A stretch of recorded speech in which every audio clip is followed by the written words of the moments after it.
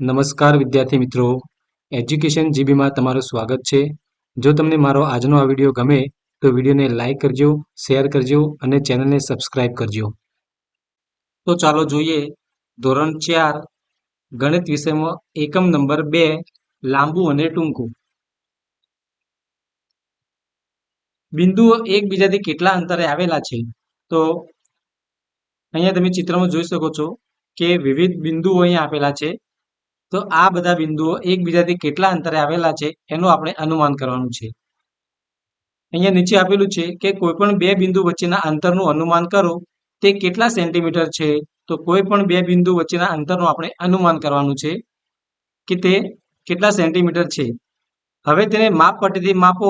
તમે સાચું અનુમાન કર્યું, ત્યારબાદ તમારે માપપટ્ટી વડે એને માપવાનું છે કે તમે જે અનુમાન કર્યું છે એ સાચું છે કે ખોટું.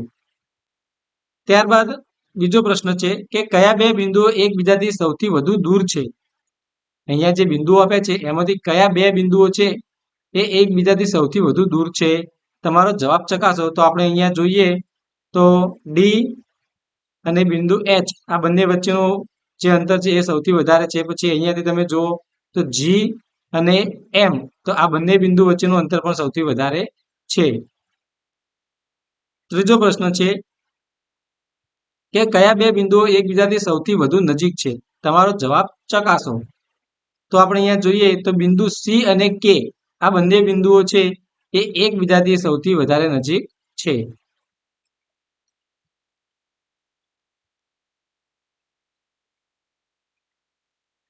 હવે નાની રેખા.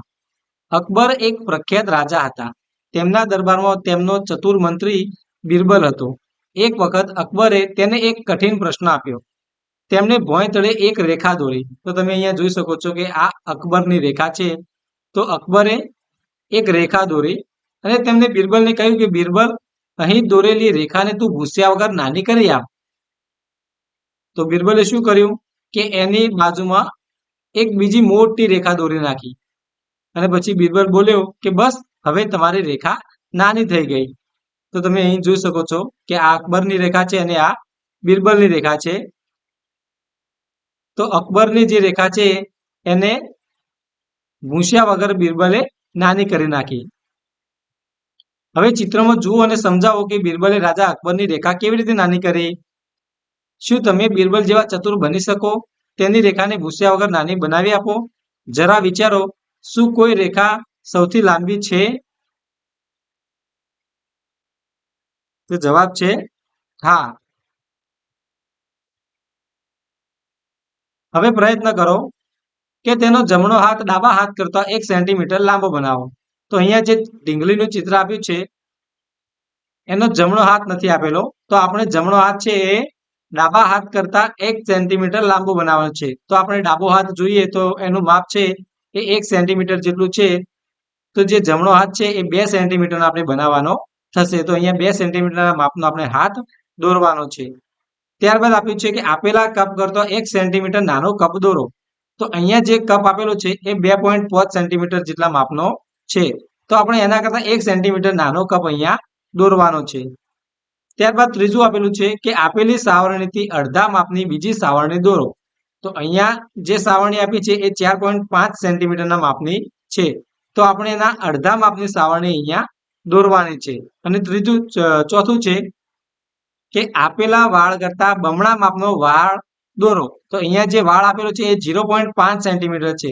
હવે એના બમણા એટલે કે 1 સેન્ટીમીટરનો વાળ આપણે અહીંયા દોરવાનો છે.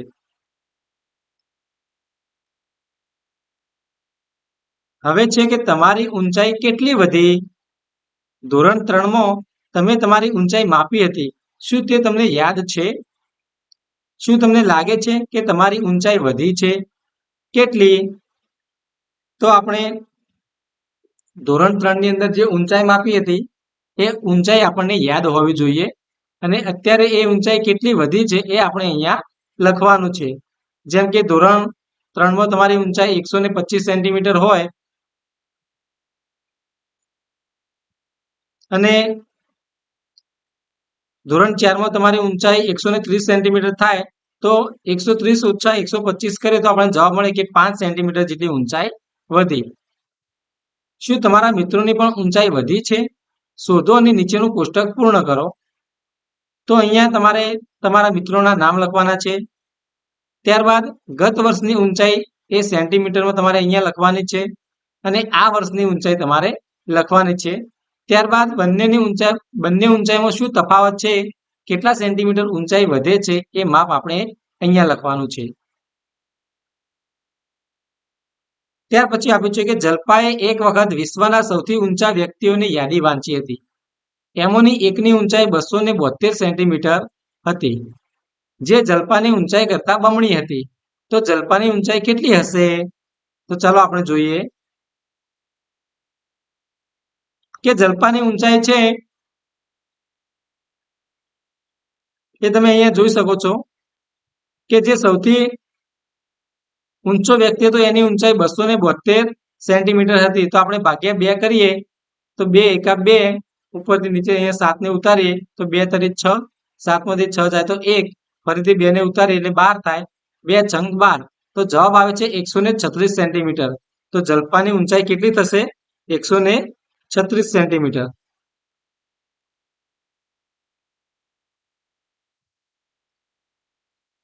એકસો ને 36 સેન્ટીમીટર.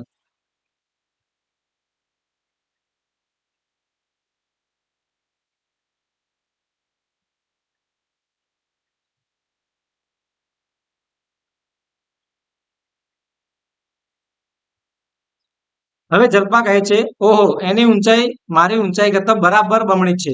હવે કલ્પના કરો, શું તે વ્યક્તિ તમારા વર્ગના દરવાજામાં નીચે ઝૂક્યા વગર પ્રવેશી શકે? તો આપણે કલ્પના કરવાની છે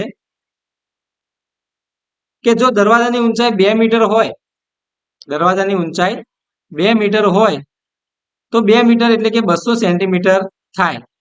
હવે તે વ્યક્તિની ઊંચાઈ છે એ 272 સેન્ટીમીટર છે.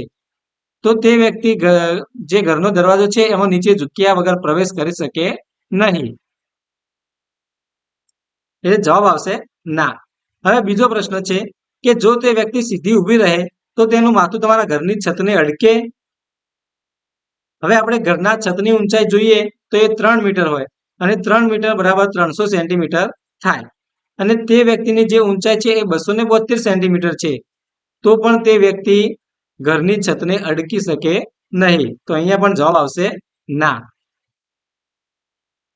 હવે તમારા કુટુંબમાં સૌથી ઊંચું અને સૌથી નીચું, તો તમારા કુટુંબમાં સૌથી ઊંચું કોણ છે? તો અહીંયા તમારા કુટુંબમાં જે સૌથી વધારે ઊંચું હોય એમનું નામ તમારે અહીંયા લખવાનું છે. ત્યારબાદ છે તમારા કુટુંબમાં સૌથી નીચું કોણ છે? તો તમારા કુટુંબમાં જેની ઊંચાઈ સૌથી નાની ઓછી હોય એનું નામ તમારે અહીંયા લખવાનું અને બંનેની ઊંચાઈમાં તફાવત કેટલો છે? તો બંનેની ઊંચાઈમાં જે તફાવત હોય એ તફાવત તમારે લખવાનો છે. હવે છે આંતર શાળા રમતોત્સવ. દોડ. આ છોકરીઓ માટે 100 મીટરની દોડ છે. અરુંધતી અંતિમ રેખાની નજીક છે, તે માત્ર 6 મીટર જ દૂર છે. તો અહીંયા તમે જોઈ શકો છો કે જે 6 મીટર જ અહીંયા છે, આ પહેલી એ અરુંધતી છે, જે 6 મીટર જ અંતિમ રેખાથી દૂર છે. ત્યારબાદ આપ્યું છે કે તેની પાછળ રેહાના છે. તો અરુંધતીની પાછળ જે આ છે એ રેહાના છે અને રેહાનાની પાછળ કવિતા અને ઉમા દોડી રહ્યા છે. તો રેહાની પાછળ આ બે છોકરીઓ છે એ કવિતા અને ઉમા છે. હવે આપેલું ચિત્ર જુઓ અને પ્રશ્નોના ઉત્તર માટે નીચેના અંતરમાંથી પસંદ કરો. તો નીચે જે પ્રશ્નો આપ્યા છે એના આ ચિત્ર પરથી આપણે જવાબ લખવાના છે. તો પહેલું છે અરુંધતીથી રેહાના કેટલી દૂર છે? તો આ રહી અરુંધતી અને અહીંયા છે રેહાના. તો રેહાનાનો પગ અને અરુંધતીનો પગ આ બંને વચ્ચેનું અંતર છે એ આપણે અહીંયા અંદાજિત અંતર જોવાનું છે કે જો અહીંયાથી અહીંયા સુધી 6 મીટર હોય તો આ અહીંયાથી અહીંયા છે એટલે કે 3 મીટર હોય. તો આપણે જવાબ લખીશું કે 3 મીટર. બ છે કવિતા અને ઉમાથી રેહાના કેટલી આગળ છે? તો આ કવિતા અને ઉમા છે અને અહીંયા રેહાના છે. તો આ બંને ના પગ અને રેહાનાના પગ વચ્ચેનું અંતર છે એ આપણને અંદાજિત 6 મીટર છે. તો આપણે અહીંયા જવાબ લખીશું 6 મીટર. અને ક છે કવિતા અને ઉમા અંતિમ રેખાથી કેટલા દૂર છે? તો આપણે જોયું કે આ 6 મીટર, આ 3 મીટર અને આ 6 મીટર. તો 6 ને 3 9, 9 ને 6 15 મીટર. તો કવિતા અને ઉમા અંતિમ રેખાથી 15 મીટર દૂર છે. શું તમે 1500 મીટર અને 3000 મીટરની દોડ વિશે સાંભળ્યું છે? તમને યાદ છે 1000 મીટર એટલે 1 કિલોમીટર અને 500 મીટર એટલે અડધો કિલોમીટર. તો તમે કહી શકો કે 1500 મીટરની દોડમાં લોકો ખાલી જગ્યા કિલોમીટર દોડે છે તો 1.5 કિલોમીટર દોડે છે. બીજું છે 3000 મીટરની દોડમાં લોકો ખાલી જગ્યા કિલોમીટર દોડે છે તો 3000 મીટરની દોડમાં લોકો 3 કિલોમીટર દોડે છે. શું તમે લાંબા અંતરની દોડ વિશે સાંભળ્યું છે? એટલે કે મેરેથોન દોડ વિશે સાંભળ્યું છે? જેમાં લોકોને અંદાજે 40 કિલોમીટર દોડવાનું હોય છે. મેરેથોનમાં લોકોને રસ્તા ઉપર દોડવાનું હોય છે. હવે અહીં ભારતના તેમજ વિશ્વના લાંબી અને ઊંચી કૂદના વિક્રમો જે રેકોર્ડ છે એની વાત છે કે અહીંયા રમતનું નામ છે, અહીંયા વિશ્વ રેકોર્ડ કરનાર વ્યક્તિઓના નામ છે અને અહીંયા ભારતીય રેકોર્ડ કરનાર વ્યક્તિઓના નામ છે. તો આપણે જોઈએ કે ઊંચો કૂદકો પુરુષોમાં વિશ્વ રેકોર્ડ છે જાવિયર એસ 2 મીટર ને 45 સેન્ટીમીટર અને ભારતીય રેકોર્ડ છે ચંદ્રપાલ 2 મીટર ને 17 સેન્ટીમીટર. ત્યારબાદ લાંબો કૂદકો પુરુષો તો એમાં વિશ્વ રેકોર્ડ છે એ માઇક પી 8 મીટર 95 સેન્ટીમીટર અને ભારતીય રેકોર્ડ છે અમૃતપાલ 8 મીટર 8 સેન્ટીમીટર. ઊંચો કૂદકો સ્ત્રીઓ સ્ટેપકા કે 2 મીટર ને 9 સેમી અને ભારતીયમાં બોબી એ 1 મીટર 91 સેમી. અને લાંબો કૂદકો સ્ત્રીઓમાં ગલીના સી 7 મીટર 52 સેમી અને ભારતીય રેકોર્ડમાં અંજુજી 6 મીટર 83 સેમી. હવે કોષ્ટક પરથી શોધો. હવે જે આપણે આ કોઠો જોયો એ કોઠા પરથી આપણે નીચેના પ્રશ્નોના જવાબ લખવાના છે. તો પહેલું છે કે ચંદ્રપાલને વિશ્વ વિક્રમ સ્થાપનાર વ્યક્તિની બરાબરી કરવા માટે કેટલા સેન્ટીમીટરનો કૂદકો મારવો પડશે? તો આપણે જોઈએ કે ચંદ્રપાલ છે એ 2 મીટર અને 17 સેન્ટીમીટર નો ઊંચો કૂદકો લગાવ્યો છે. હવે એને વિશ્વ વિક્રમ કરવો હોય તો એને 2 મીટર ને 45 સેન્ટીમીટર એને પહોંચવું પડે. તો આપણે જોઈએ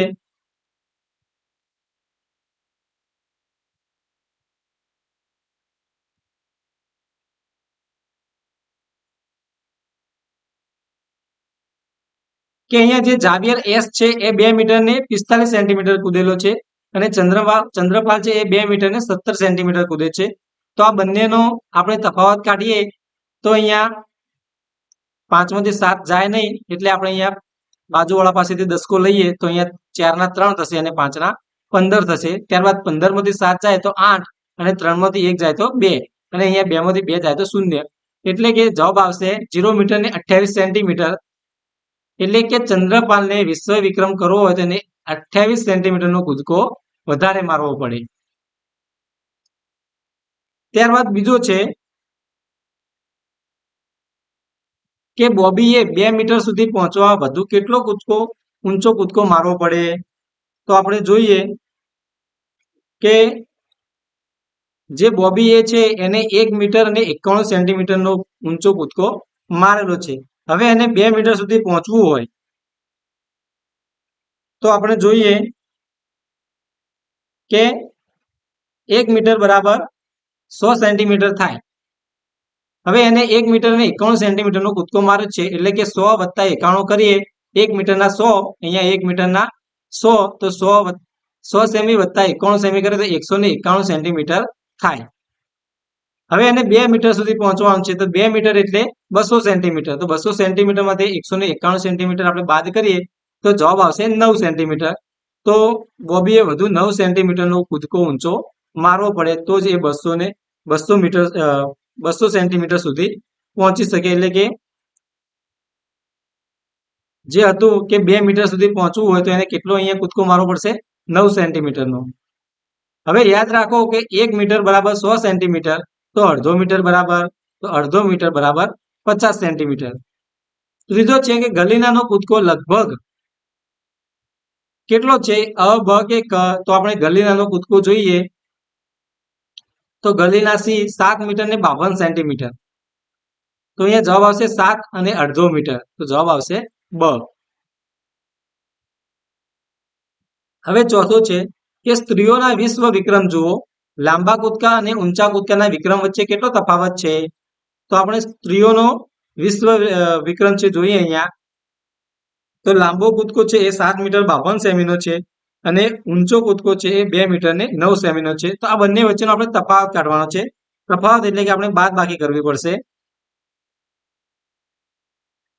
તો અહીંયા જોઈએ કે 7 મીટર ને 52 સેમી ઓછા 2 મીટર ને 9 સેમી આ બંનેની આપણે બાદબાકી કરીએ તો અહીંયા 2 માંથી 9 ના જાય તો આપણે બાજુવાળા પાસે દસકો લઈએ તો અહીંયા 5 ના 4 થશે અને 2 ના અહીંયા 12 થશે.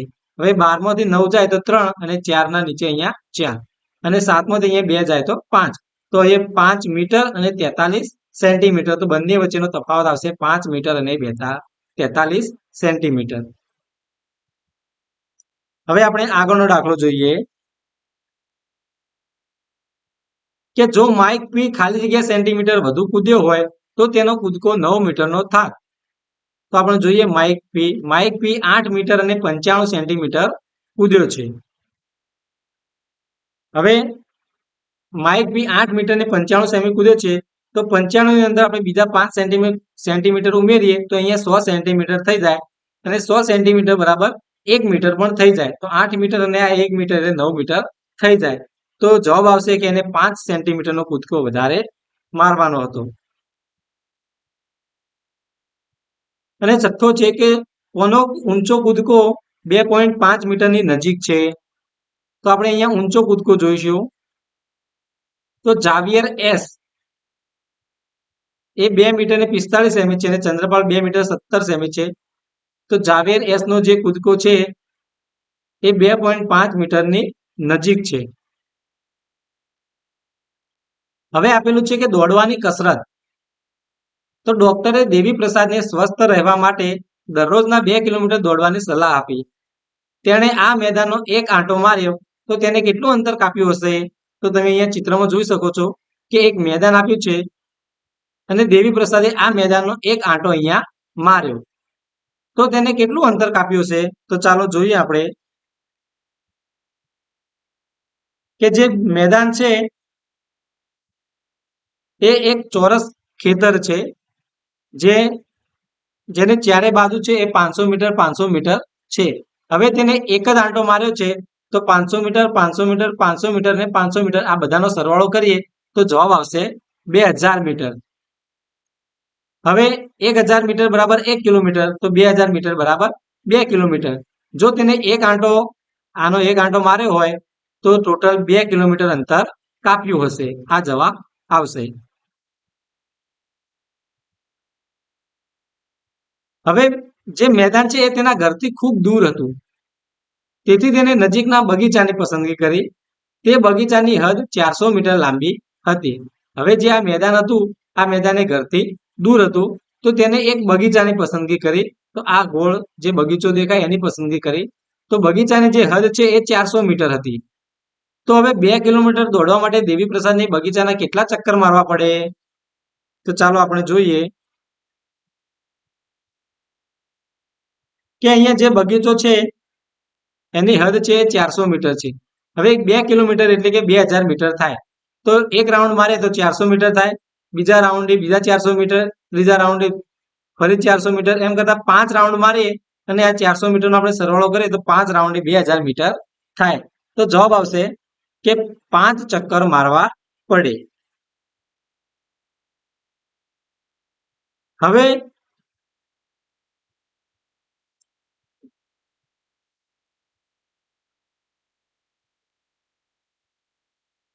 અહીંયા જવાબ આવશે 5 ચક્કર મારવા પડે. હવે એક દિવસ એવું થયું કે વાતાવરણ ખૂબ સુંદર હતું અને ઠંડો પવન વાતો હતો એટલે એનું મન પ્રફુલ્લિત હતું. તેથી તેને 8 આંટા માર્યા અને પછી થાક્યો. તો એ દિવસે કેટલા કિલોમીટર અને કેટલા મીટર દોડ્યો હશે? તો આપણે જોઈએ કે 8 આંટા માર્યા હોય તો આપણે એક આંટામાં 400 મીટર હતા તો 400 ગુણ્યા 8 કરીએ તો જવાબ આવશે 3200 મીટર. હવે 3200 મીટર એટલે કે 3 કિલોમીટર અને 200 મીટર. તો એ દિવસે એને 3 કિલોમીટર અને 200 મીટર દોડ્યો હશે.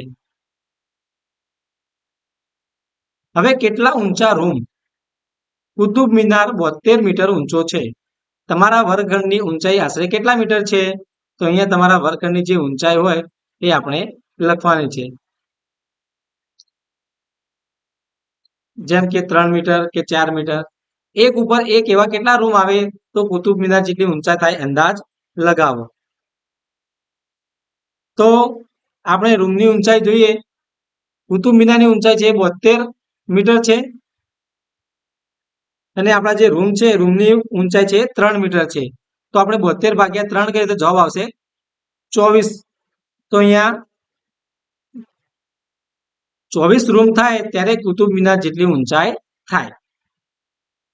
હવે ગાંધીનગરથી હિંમતનગર. સુબોધ ગાંધીનગર જાય છે જે 21 કિલોમીટર દૂર છે. તમે અહીંયા જોઈ શકો છો કે સુબોધ છે એ ગાંધીનગર જાય છે જે 21 કિલોમીટર દૂર છે અને મંજરી હિંમતનગર જાય છે જે 43 કિલોમીટર દૂર છે તેની વિરુદ્ધ દિશામાં. તો ગાંધીનગરથી હિંમતનગર કેટલું થાય? તો આપણે જોઈએ કે બંને અહીંયા ઊભા છે. બંને અહીંયા ઊભા છે. હવે એક ગાંધીનગર જાય છે જે 21 કિલોમીટર છે અને બીજો અહીંયાથી આમ હિંમતનગર જાય છે આ બાજુ જે 43 કિલોમીટર છે. તો ગાંધીનગરથી હિંમતનગર બંને વચ્ચેનું અંતર કેટલું હતું એના માટે તમારે આ બંનેનો સરવાળો કરવો પડે. તો 21 + 43 કરીએ તો જવાબ આવશે 64 કિલોમીટર. તો ગાંધીનગર અને હિંમતનગર એ બંને વચ્ચેનું અંતર કેટલું હશે?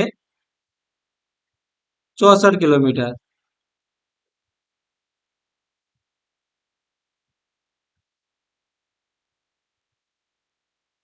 હવે આપેલું છે કે તમારું ઘર શાળાથી કેટલું દૂર છે? તો મહેશ શાળાએ ખૂબ દૂરથી આવે છે.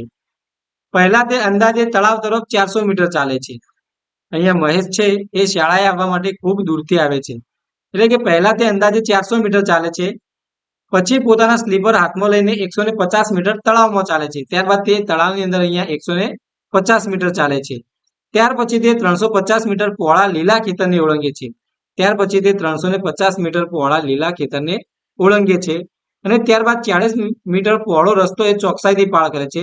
ખેતરને ઓળંગ્યા પછી અહીંયા 40 મીટરનો પહોળો રસ્તો છે એને પાર કરે છે. તો દરરોજ શાળાએ પહોંચવા માટે મહેશ કેટલું ચાલે છે? તો ચાલો આપણે જોઈએ. તો મહેશ છે એ પહેલા 400 મીટર, ત્યારબાદ 150 મીટર, પછી 350 મીટર અને 40 મીટર. આ બધાનો આપણે સરવાળો કરીએ તો જવાબ આવશે 940 મીટર. તો મહેશ છે એ રોજનું 940 મીટર ચાલે છે. તે અંતર 1 કિલોમીટરથી વધારે છે? તો જવાબ છે ના. કેમ કે 1 કિલોમીટર બરાબર 1000 મીટર થાય અને અહીંયા 940 મીટર છે. તો આ અંતર છે 1 કિલોમીટરથી વધારે નથી. હવે તમારા મિત્રો શાળાથી કેટલા દૂર રહે છે તે શોધો. એ મુજબ કોષ્ટક પૂરો મીટર કે કિલોમીટરમાં લખો. તો અહીંયા તમારામાંથી શાળાની સૌથી નજીક કોણ રહે છે? તો જે વિદ્યાર્થી શાળાની સૌથી નજીક રહેતો હોય એ વિદ્યાર્થીનું નામ લખવાનું છે અને જે વિદ્યાર્થી શાળાથી સૌથી દૂર રહેતો હોય એ વિદ્યાર્થીનું નામ અહીંયા નીચે લખવાનું છે. ત્યારબાદ કુલ કેટલા બાળકો તમારી શાળાથી 1 કિલોમીટર ઓછા અંતરે રહે છે? તો જે સંખ્યા હોય એ સંખ્યા તમારે અહીંયા લખવાની છે. હવે છે કે શું કોઈ એવું છે જે શાળાથી 5 કિલોમીટર કરતાં પણ વધુ દૂર રહે છે? તેઓ શાળાએ કેવી રીતે આવે છે? જો દૂર રહેતા હોય તો અહીંયા હા લખવાનું અને શાળાએ કેવી રીતે આવે છે એનો જવાબ અહીંયા લખવાનો અને કોઈ ના હોય તો અહીંયા ના લખવાનું. હવે મિત્રનું નામ અને ઘરથી શાળાનું અંતર તમારે અહીંયા લખવાનું છે. હવે વિચારો અને શોધો. દોરાની એક રીલમાં દોરાની લંબાઈ કેટલી હોય છે? તો દોરાની એક રીલમાં દોરાની લંબાઈ એ 100 મીટર હોય. હવે પતંગના દોરાના રીલમાં દોરાની લંબાઈ કેટલી હોય છે? શું તે 1 કિલોમીટર કરતાં વધુ હોઈ શકે? તો પતંગના જે દોરા હોય છે એ અલગ અલગ લંબાઈના હોય છે. જેમ કે 800 મીટર, 2500 મીટર, 1000 મીટર, પછી 5000 મીટર. તો એવા પછી 2500 મીટર. તો આવી મીટર લંબાઈ ધરાવતા હોય છે. તો શું તે 1 કિલોમીટર વધારે હોઈ શકે? તો હા, તે 1 કિલોમીટર કરતાં વધારે લાંબા હોઈ શકે છે. હવે ત્રીજો છે કે જો રૂમાલ એક જ દોરાથી બનેલો હોય તો તેને બનાવવા કેટલો લાંબો દોરો જોઈએ? તો આપણે અહીંયા જોઈએ કે રૂમાલ છે એ રૂમાલની લંબાઈ 30 સેન્ટીમીટર અને પહોળાઈ 30 સેન્ટીમીટર અહીંયા આપણે અંદાજે લીધેલી છે. હવે જો રૂમાલની અંદર આપણે જે દોરા આપેલા હોય એ આડા દોરા અને ઊભા દોરા હોય છે. જો આડા દોરાની સંખ્યા 500 હોય અને ઊભા દોરાની સંખ્યા 500 હોય તો બધા દોરા આપણે ગણીએ તો 500 ને 500 એ 1000 દોરા થાય. હવે એની લંબાઈ છે 30 સેન્ટીમીટર છે. તો 1000 ગુણ્યા 30 કરીએ તો જવાબ થશે અહીંયા 30,000 સેન્ટીમીટર. અહીંયા જવાબ થશે 30,000 સેન્ટીમીટર. હવે 100 સેન્ટીમીટર બરાબર 1 મીટર હોય તો 30,000 સેન્ટીમીટર બરાબર શું થાય? તો આપણે 30,000 ભાગ્યા 100 કરીએ તો અહીંયા 100 ના 2 મીંડા અને અહીંયા 30,000 ના 2 મીંડા આપણે કાઢી દઈએ તો જવાબ વધશે અહીંયા 300 મીટર. તો અહીંયા જે રૂમાલ છે એ રૂમાલ બનાવવા માટે 300 મીટર લાંબો દોરો જોઈએ. હવે હું ઈચ્છું હું હોત તો અહીંયા આપેલું છે કે હું ઈચ્છું કે હું પતંગ હોઉં તો ઊંચે આભમાં ઉડી શકું આ ઇમારતથી પણ પર. હું ઈચ્છું કે હું પંખી હોઉં જેથી હું ઉડી શકું અને પેલા પતંગની ઉપર પહોંચી શકું. હું ઈચ્છું કે હું વાદળ હોઉં તો આમ તેમ ફરી શકું ને નાના પંખીઓ ઉપર પણ. હું ઈચ્છું કે વિમાન હોઉં તો હું ઊંચે જઈ શકું અને વાદળ ટેકરી કરતા પણ ઉપર જઈ શકું. હવે શોધવા માટેનો પ્રયત્ન કરો કે તમે જોયેલી ઊંચામાં ઊંચી ઇમારત કઈ છે, તે આશરે કેટલા માળ ઊંચી હશે. તો અહીંયા તમે જે ઊંચામાં ઊંચી ઇમારત જોઈ હોય એ ઇમારત અહીંયા લખવાની છે. ત્યારબાદ બીજો છે કે એક પતંગ કેટલી ઊંચાઈ સુધી પહોંચી શકે? શું તે કુતુબ મિનાર કરતાં પણ વધુ ઊંચે જઈ શકે? તો હા, કુતુબ મિનાર કરતાં પણ વધારે ઊંચે જઈ શકે. બીજો છે એક વિમાન કેટલું ઊંચે ઉડી શકે? શું તે માઉન્ટ એવરેસ્ટ કરતાં વધુ ઊંચે ઉડી શકે, જે લગભગ 9 કિલોમીટર જેટલો ઊંચો છે? તો અહીંયા જવાબ આવશે ના. શું તમે કદી વાદળને તમારાથી નીચે જોયા છે? જો તમે વાદળોને તમારાથી નીચે જોયા હોય તો હા લખવાનું અને વાદળોને નીચે ના જોયા હોય તો અહીંયા ના લખવાનું. જો મિત્રો તમને મારો આજનો આ વિડીયો ગમ્યો હોય તો વિડીયોને લાઈક કરજો, શેર કરજો અને ચેનલને સબસ્ક્રાઇબ કરજો, જેથી આવનારા નવા વિડીયોનું નોટિફિકેશન તરત જ તમને મળતું રહે.